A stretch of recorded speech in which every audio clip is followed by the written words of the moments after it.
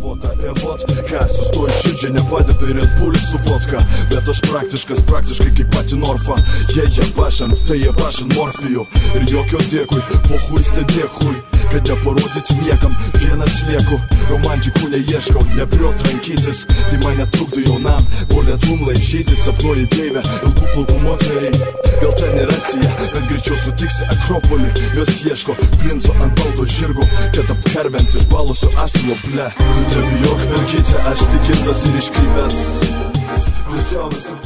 Sveiki, čia laida Laužyti ritmai ir šiandien turime ypatingą svečią, tai Lilas. Sveikas, Lilai. Labą vakarą.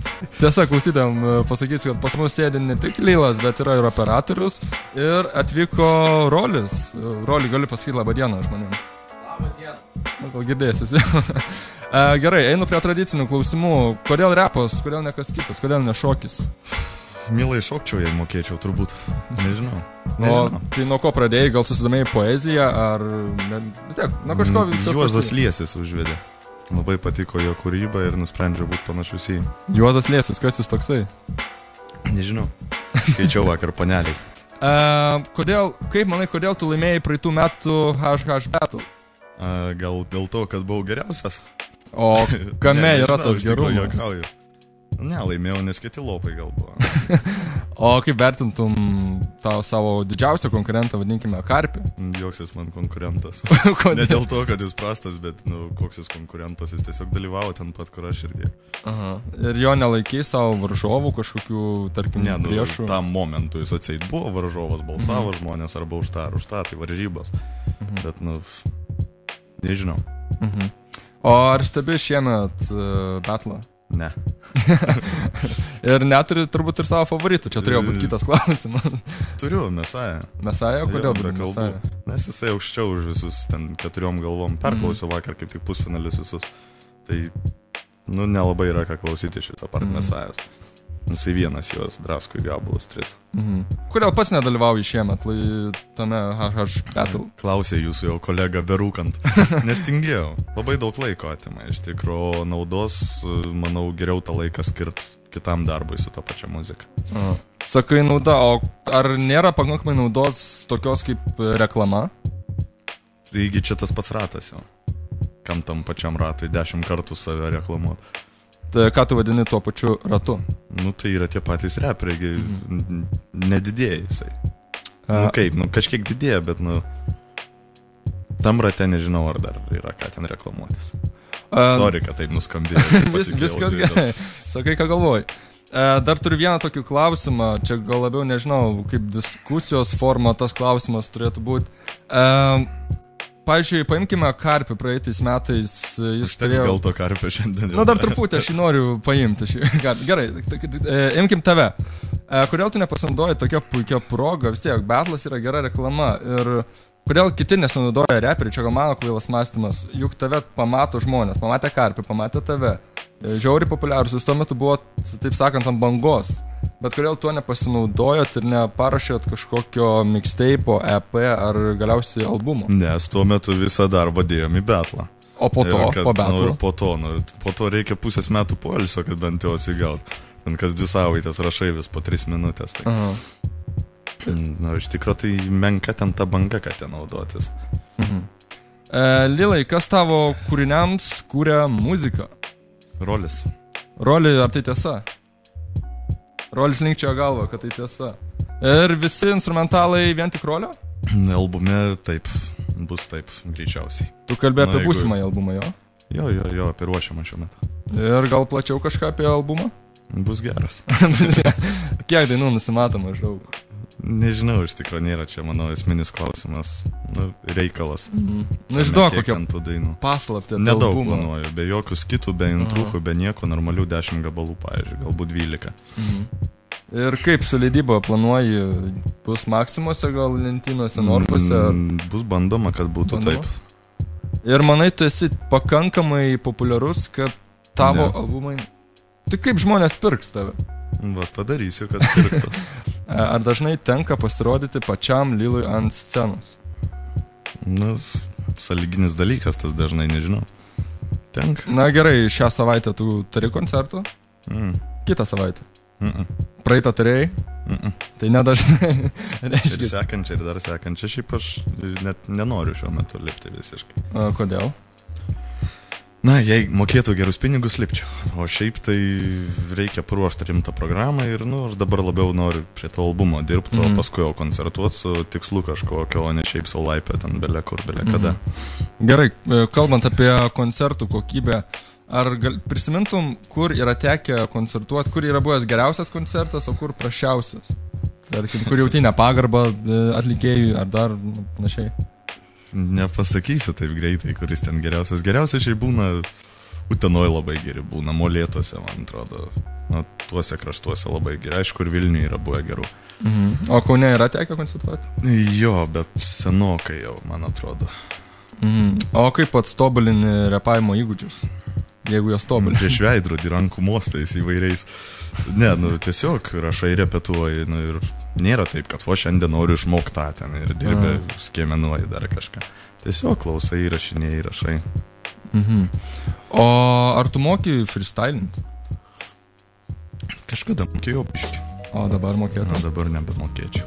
O nepagauna įkvėpimas, kad pamatai, pavyzdžiui, kokį storą laidos vedėją su gaidžio kažkokiu mėgstiniu.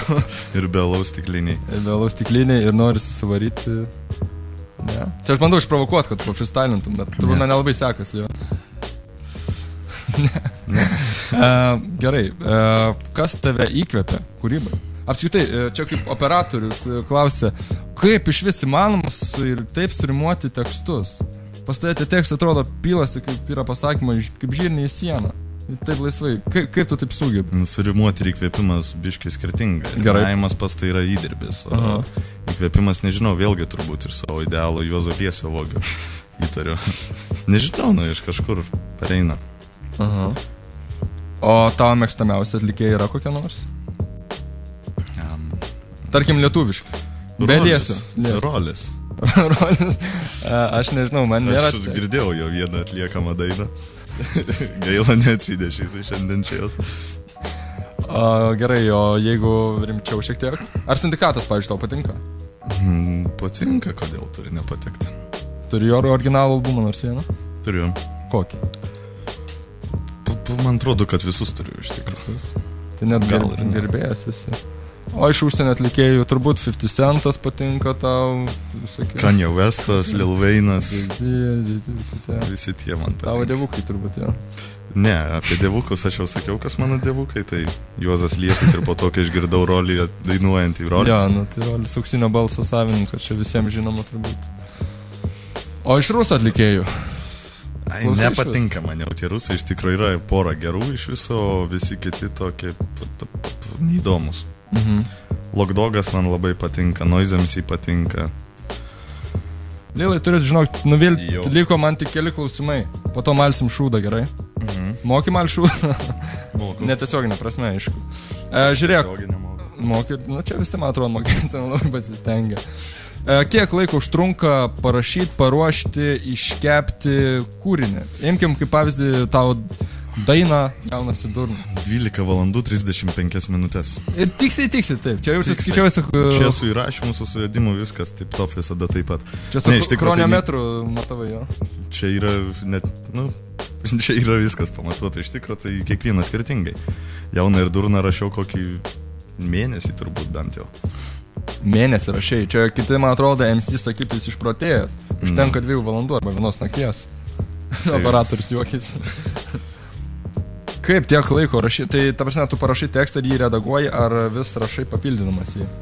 Papildai, redaguoji. Pas mane iš 1000 eilučių yra atrenkama kokios 2 skaitykim į tą temą. Ten, vienas tekstas, jūs pažiūrėtumėt mano sąsiuvinės, kur aš rašau, tai yra, paprastas 12 lapų sąsiuvinys, tai yra vienas tekstas parašytas. Ten vieni yra išbraukimai. Aš išrankus tam labai. O kalbant apie patį įrašo procesą, vieni būna, kad ateina vienu užvarimu arba ten 2 pavaro, tada bekai ir viskas, kur nesirenka patriuošti. Čia tai aš lochas biški, trunku ilgiau, man ten ne taip paprastai viskas gaunasi. Ir kiek maždaug tau užtrunka? Taip, su suvedimu, jeigu negalutinio, o tokio dalinai, tai 3-4 valandas. O kuris rašinėjai? Porno Sound'e. Ir kiek iš tavęs plėšia pinigų? 1000. 1000 litų, čia už valandą. Ja? Eurų už valandą. Taip. Ir plius talaus, žolės ir mergų. Ir paskui dar šok turi pusę nakties. Na, tai čia jo, čia privaloma sąlyga Porno Sound'e, man atrodo, nes pats pavadinimas sako. Taip. O žiūrėk, girdėjau, čia nežinau, man davė tokį užuominą, nežinau, čia tiesa, tu turėjai ryšių su kažkokiu Vilniaus klubu.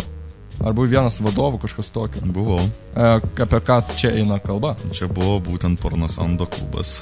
Ir kas ten buvo? Tu dar esi vadovas, ar ten laikinai tik buvo? Klubo nebėra. Ten buvo iš tikrųjų mano ir Doncevo klubas, mes kartu jį atidarėm. Tai kartu ir buvom vadovai. Bet kaip kartu atidarėm, taip...